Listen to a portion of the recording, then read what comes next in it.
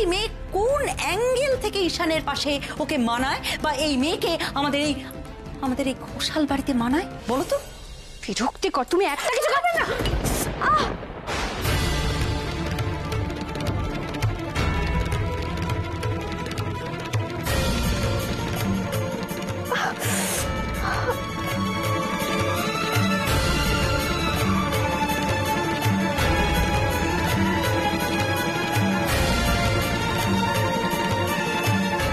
হলো তো?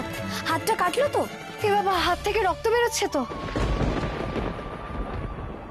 নাটক নাটক, সব এই মেয়ে নাটক করছে এতক্ষণ ধরে। এখানে সবকিছু ফেলে ছড়িয়ে এখন সবার সামনে ভালো সাজছে ও। তুমি তখন থেকে বৌদিকে বকছো কেন গো মেজো জেম্মা?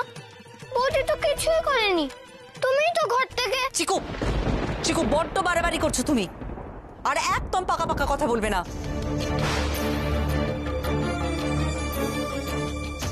না বাবা, চিকুটার ভরসা নেই, কি বলতে কি বলে দেয়। আমি বাবা এখান থেকে চলে যাই। দেখি আমি একটু যাই।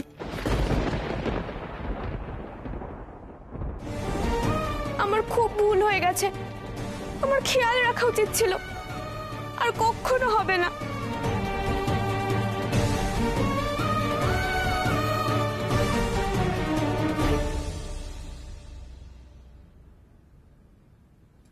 তুমি কিচ্ছু ভুল করনি গৌরী, এটা যে কারোর হাত থেকে পড়ে ভাঙতে পারতো।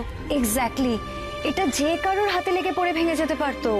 উফ, তোমরা কেউ আমার কথাটা শুনছো না। চিকু, আমি বুঝতে পেরেছি যে তুমি তোমার কথা বলার লোক পেয়েছো।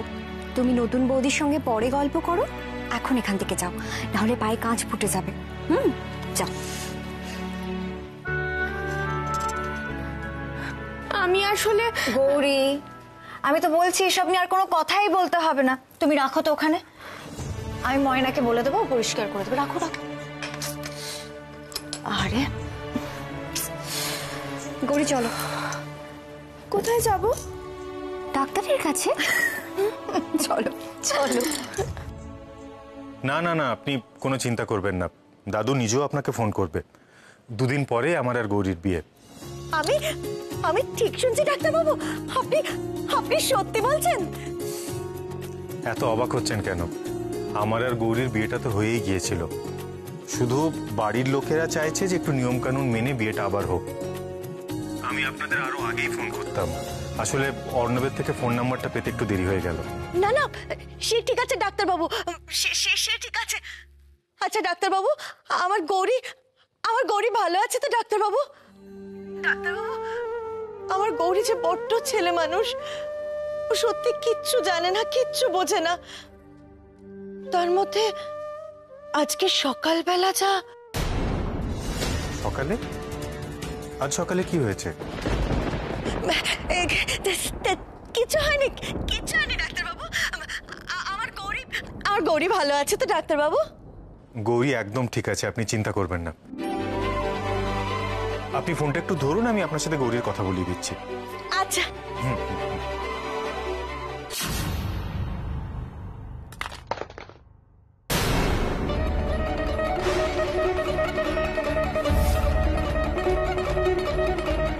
কি করলে তুমি? এটা কি করলে? ফোনটা এইভাবে তুমি ভেঙে দিলে? বেশ করেছি ভেঙে দিয়েছি।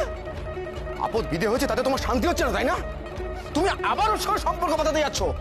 কোনো দরকার নেই ওর সঙ্গে গল্প করা। আমি কাজে বেরোবো, ভাত দাও।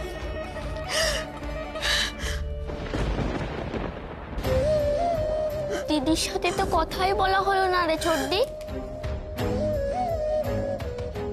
হ্যাঁ, আপনি লাইনে। হ্যালো হ্যালো, কি ফোনটা কেটে গেছে?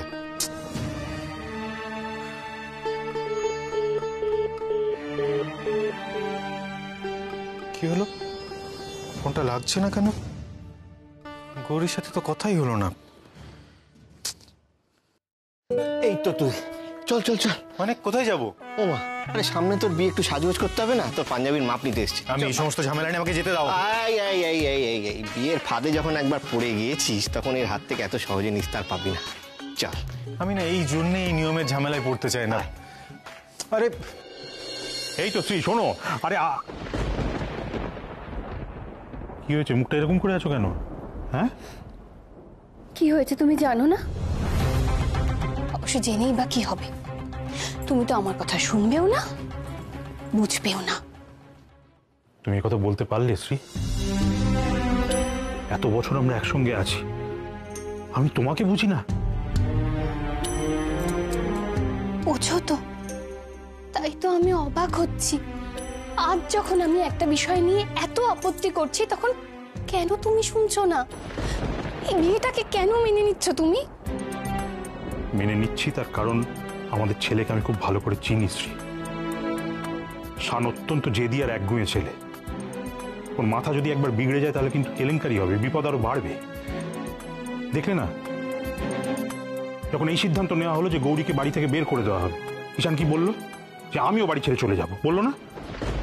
তাই শানের জেদের সঙ্গে আমাদেরকেও তালে তাল মিলিয়ে চলতে হবে, তাই তো? আর এই বিয়েটাকেও মেনে নিতে হবে। এই দেখো, আবার তুমি এসব কথা ভাবছো কেন শ্রী? একটু ওপেনলি ভাবো না, একটু পজিটিভলি ভাবো। আমি তোমাকে বলছি যা হচ্ছে ভালোর জন্য হচ্ছে। কিচ্ছু ভালো হচ্ছে না।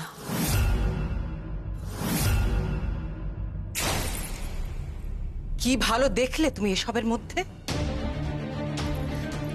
ঈশান জেদ করছে, ও জোর করে বলছে যে ওই মেয়েটাকে এই বাড়ির বউ হিসেবে আমাদের মেনে নিতেই হবে, আর তোমরা তালে তাল মেলাচ্ছ, ঈশানের জেদের সামনে মাথা নত করছো। করছি তার কারণ নিজের ছেলেকে আমি খুব ভালো করে চিনি শৈল। ঈশান যে জেদ দেখাচ্ছে তার 10 গুণ জেদও দেখাতে পারে। তাছাড়া গৌরীকেও নিজে নিয়ে এসছে এবারে, তাকে বার করে দেবো কি করে বলতো? তাড়িয়ে দেবো কি করে? আসলে কি জানো, শানের জেদকে তুমি চিরকালই বড্ড বেশি প্রশ্রয় দিয়ে এসেছো। প্রশ্রয় নয় শ্রী, সম্মান। শান এখন যথেষ্ট বড় হয়েছে, কোনটা ঠিক কোনটা ভুল সেটা বিবেচনা করার মতো বুদ্ধি ওর হয়েছে, তাই ওর সিদ্ধান্তকে আমি সম্মান জানাই। আর ও যদি নিজে কাউকে পছন্দ করে বিয়ে করতে চায়, আমাদের তো আপত্তি থাকার কোনো কারণ নেই। আর আপত্তি করলেই বা ঈশান শুনবে কেন? এরপর ঈশান যদি জেদ করে, আমরা সামলাতে পারবো তো, যে সারা জীবনেও আমি আর বিয়ে করবো না? তাই জোর করে কারোর উপর কিছু চাপিয়ে দেওয়ার আগে পরবর্তী পরিস্থিতিটা কি হতে পারে সেটা বিচার করা উচিত।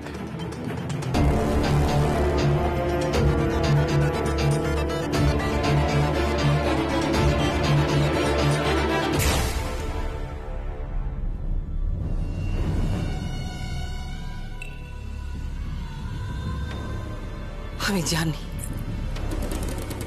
তোমার মনের অবস্থা, তোমার ভেতরে কি চলছে, মা হিসেবে আমি জানি সেটা। অনেক স্বপ্ন ছিল জানো তো ছেলেটার বিয়ে নিয়ে, সব শেষ হয়ে গেল। জানি জানি, সে তো আমি বুঝতেই পারছি। অমঙ্গল, ওর অমঙ্গলের ছায়া নেমে আসবে এই পরিবারের উপর যদি ওই মেয়ে এই বাড়ির বউ হয়। ঘোর অমঙ্গল। কি বলছো তুমি? আমি ঠিকই বলছি শ্রীমতী, আমি দৈব দৃষ্টি দিয়ে পরিষ্কার দেখতে পেলাম তুমি, হ্যাঁ তুমি তো ঈশানের মা শ্রীমতী। আর শুধু তাই নয়, তুমি এ বাড়ির বউ। এই পরিবারের যাতে কোনো অমঙ্গল না হয় সেই দায়িত্ব তো তোমারও। আমি কি করবো? আমার কথা কেউ শুনবে বলো? চেষ্টা তোমাকে করতে হবে শ্রীমতী। তুমি তুমি ঈশানের মা, মা হিসেবে তোমার সন্তানের রক্ষা করাটাই তোমার কর্তব্য। তাই যাই হয়ে যাক না কেন, এই বিয়ে তোমাকে আটকাতেই হবে। আসল জায়গায় ঘা দিয়ে দিয়েছি, এবার আশা করি কাজটা সহজ হবে।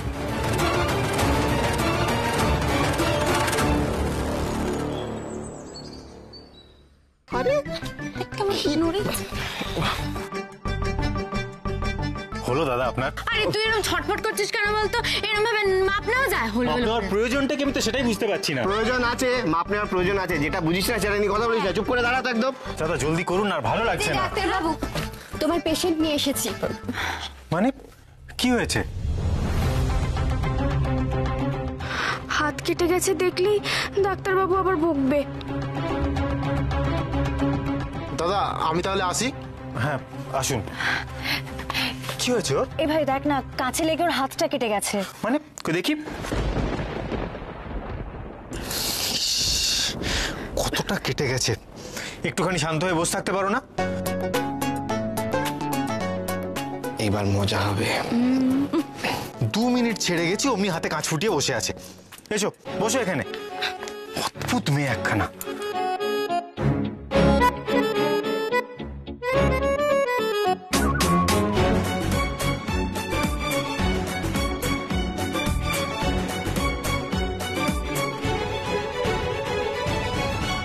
দেখি। আর ডাক্তার বাবু এসব কিছু লাগবে না, এইটুকুতে কিচ্ছু হবে না। গ্রামে তো গাদার পাতা থেতো করে লাগিয়ে দিলেই কমে যেত। চুপ! এত কথা বলতে বলেছি আমি? দেখি তোমার গ্রামে কি করতে সেটা আমি জানতে। হাতটা নাড়িও না।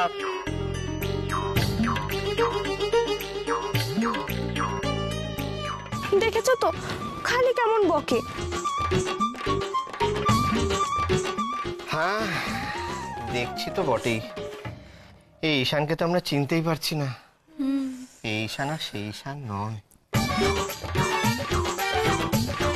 সত্যি গৌরী, তুমি কি জাদু করলে বলো তো? একটু দেখছি বিয়ের আগে বউ পাগল। থামবে তোমরা? গৌরীকে তো চেনো না। একটু সুযোগ পেলেই হয় পড়ে যাবে, না হলে হাত পা কাটবে। কেয়ারলেস মেয়ে একখানা।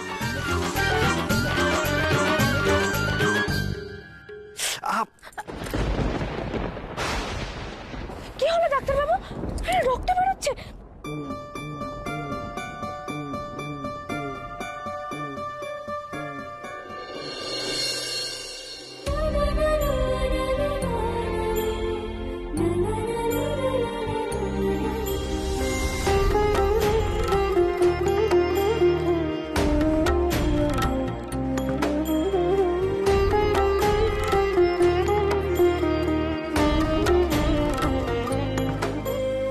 দেখি দেখি রক্ত পড়া বন্ধ হলো কিনা। ইস, দেখলেন তো ডাক্তার বাবু, আপনি খালি আমাকে বলেন আর নিজেই কেমন হাতটা কেটে ফেললেন। ছটপট কি আমি একা করি? আহারে বড্ড লেগেছে না? না না আমি ঠিক আছি, কিছু হয়নি আমার। বললেই হলো ঠিক আছে? নিজের চোখেই তো দেখলাম কতটা রক্ত বেরিয়েছে। দেখি দিন। আমি একটু আসছি। দেখা না হাতটা। আরে কি হলো? দেখো। আরে আরে ডাক্তার বাবু কোথায় চলে যাচ্ছেন? আরে না না উনি চলে যাননি, উনি পালিয়ে গেলেন। পালিয়ে গেলেন কেন? আচ্ছা আমি কি আবার কিছু ভুল বললাম নাকি? না না গৌরী, তুমি কিছু ভুল বলো। না না বলতেই হচ্ছে। এই প্রথম শানকে কেউ চুপ করে দিয়েছে। গৌরীকে আমাদের দলে টানতে হবে। একমাত্র ওই পারবে শানকে টাইট দিতে। এতদিন শান আমাদের খুব তোড় পেয়েছে। এবার আমাদের হয়ে গৌরী শানকে যোগ্য জবাব দেবে। গৌরী আমাদের নেত্রী। কি যে বলেন? আমি নাকি ডাক্তার বাবুকে জবাব দেব? ওরে বাবা, রক্ষে করো মা। উল্টে ডাক্তার বাবু আমাকে এমন বকুনি দেবেন আমি নিজেই নাকানি চোবানি খেয়ে যাব। রাগ হলে তো আবার আমার হুঁশ থাকে না। হুতুম পেঁচা একটা। হুতুম পেঁচা।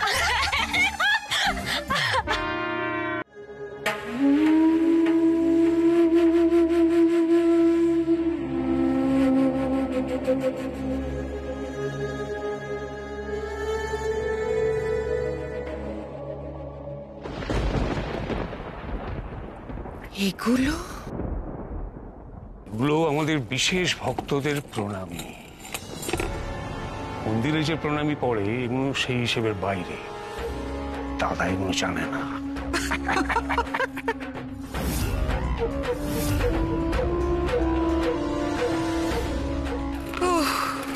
মা, মা গো, এতদিনে তুমি একটু সুখের মুখ দেখালে মা।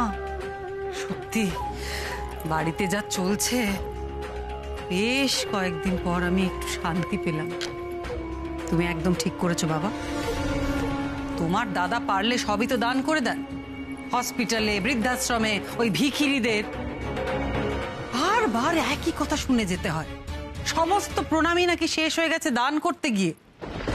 কিছু করার নেই শুনল, দাদা যতদিন আছেন ততদিন ওই প্রণামীর হিসেব দাদাকে দিতে হবে। তবুও তো আমি আস্তে আস্তে অনেক কিছু থেকে দূরে সরিয়ে দিয়েছি দাদাকে, কিন্তু একবারে সবকিছু করতে গেলে না সন্দেহ করবে। আমি এটা কিছুতেই মেনে নিতে পারি না বাবা। ওই মন্দির আমার। আমি শৈল মা, ভক্তরা সব আমার কাছে আসে। প্রণামীর সমস্ত সিদ্ধান্ত আমার একার নেওয়ার কথা, সেখানে কেন সমস্ত প্রণামী দান করে দেওয়া হবে ওই ভিখিরিদের? একটু ধৈর্য ধরো শৈল। হ্যাঁ, তোমারই তো, এই মন্দির তো তোমারই, সঠিক সময়ে সবকিছু তোমার হাতে আসবে।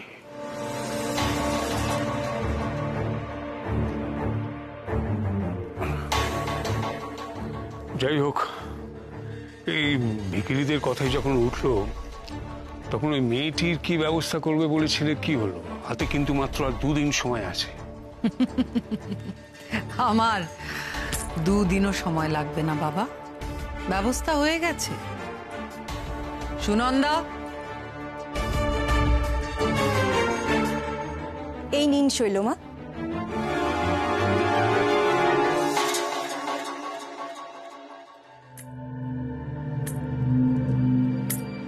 এতে কি আছে?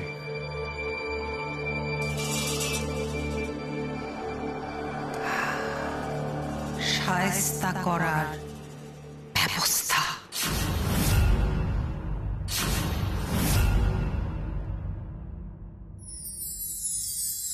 শোনো সবাই শোনো, দাদার সঙ্গে কথা বলে ঠিক করেছি যে কালই দাদু ভাই আর গৌরীর আইবুড়ো ভাত হবে। আয় দাদু ভাই, শুনলি? ওঠ ওঠ, শুনলি? তবে একটা কথা, গৌরীর বাড়ির লোক তো এখানে কেউ নেই, তাই ওর আইবুড়ো ভাতটা এ বাড়ি থেকেই হবে। কি বড় বৌমা, শুনলে তো? সব ব্যবস্থা কিন্তু আমাদেরই করতে হবে। সেটাই ঠিক আছে, কিন্তু তার আগে আমাদের বরপক্ষ আর কনেপক্ষকে ভাগ করে নিতে হবে। হ্যাঁ, এই গৌরী এদিকে শোনো তো, এসো বসো। আমি কিন্তু গৌরীর পক্ষে, মানে আমি কিন্তু কোনে পক্ষ, ব্যাস। আমিও। আরে আমি বাদ যাবো কেন? আমি ওই দলে। হ্যাঁ একদম। বাহ বাহ বাহ বাহ বাহ বাহ বাহ, অসাধারণ। সবাই এখন তোমরা গৌরীর দলে, আর আমি তো বানের জলে ভেসে আছি, আমার দলে আর কেউ নেই। ভূত। ঠিক আছে। আরে দাদু ভাই দাদু ভাই দাদু ভাই, শোনো শোনো শোনো শোনো, কি ব্যাপার বলো তো? এই তো তোমার নাকি কিছুই ভালো লাগছিল না, তুমি তো নিয়ম মেনে কোনো বিয়েই করতে চাইছিলে না, আর এখন? হ্যাঁ শোনো শোনো সবাই শোনো, কি বলছে, ওর দলে নাকি কেউ নেই। শোনো দাদু ভাই, তোমার দলে কেউ থাকুক না থাকুক, আমি কিন্তু আছি। আর একজন আছে, সে ছোটবেলা থেকেই তোমার দলে আছে, এই আমাদের পলা দিদি ভাই।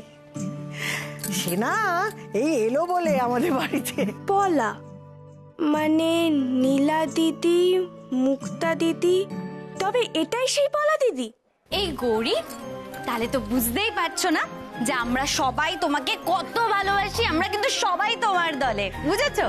আর তোমার আইবুড়ো ভাত কিন্তু জমিয়ে দিতে হবে। এই মেয়েটার সাথে এমন আদিক্ষেতা শুরু করছে না, দেখলে গা চলে যায়।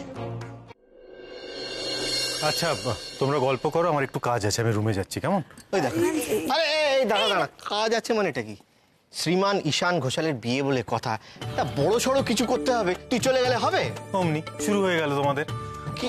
আরে এদিকে আয়, এদিকে না, সত্যি করে বল, তুই এমন একটা ভাব করছিস যেন তোর এসব কিছু ভালোই লাগছে না। এদিকে তো সারাক্ষণ শুধু গৌরী আর গৌরী। ছাড়ো।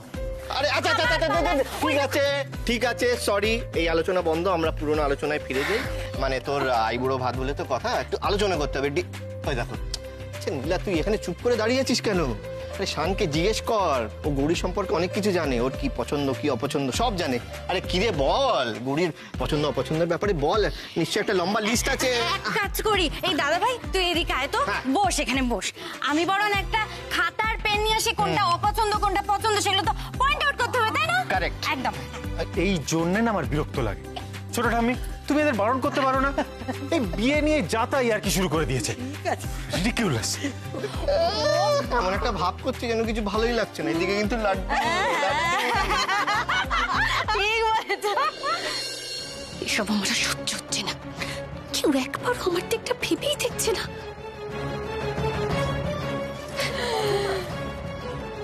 কি হলো, কিছু বলবে? হ্যাঁ, শৈলমা বাড়ির বউদেরকে ওনার চেম্বারে ডেকেছে, আপনারা সবাই আসুন। কি ব্যাপার, শৈলমা হঠাৎ বাড়ির বড়দের ডেকে পাঠালেন কেন? হে ভগবান, জানি না শৈল আবার কি ঘটাতে চাইছে। এই ছোটকা, কেসটা কি রে? কি জানি, আমি তো কিছু বুঝতে পারছি না।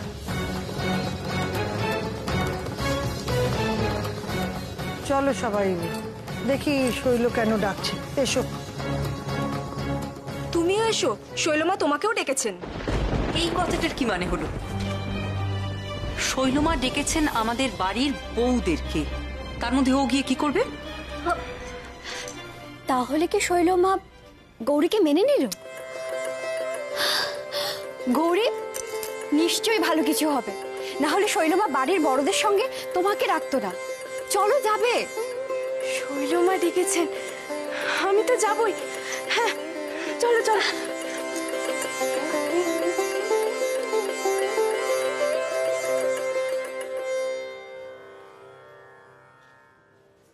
নীলা, হ্যাঁ, তুমি যাবে না? আমি কেন যাব কাকিমুনি? আমি তো এই বাড়ির মেয়ে, উনি তো বাড়ির বউদেরকে ডেকেছেন, তাই না? আর আমি যে বাড়ির বউ, সে বাড়ি থেকে আমার কোনোদিনও ডাক পড়বে না।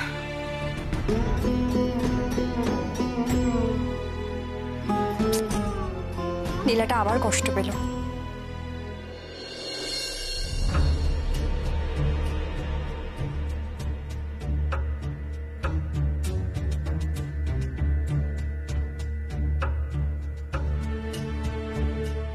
এটা শৈলমায়ের ঘর, এখানে শৈলমা বসেন। কি হয়েছে শৈলমা? আমাদের জন্য বুঝি কোনো আদেশ আছে? আমার আদেশ এই বাড়িতে আর মানা হচ্ছে কোথায়? আমার ইচ্ছের বিরুদ্ধে তোমরা যখন এই বাড়িতে বিয়ের প্রস্তুতি নেওয়া শুরু করে দিয়েইছ, একটা কথা আমি বলে রাখছি, এই বিয়েতে আমি তখনই সায় দেব যদি এই মেয়ে নিজেকে এই বাড়ির বউ হিসেবে যোগ্য প্রমাণ করতে পারে। যদি প্রমাণ করতে পারে ও সুলক্ষণা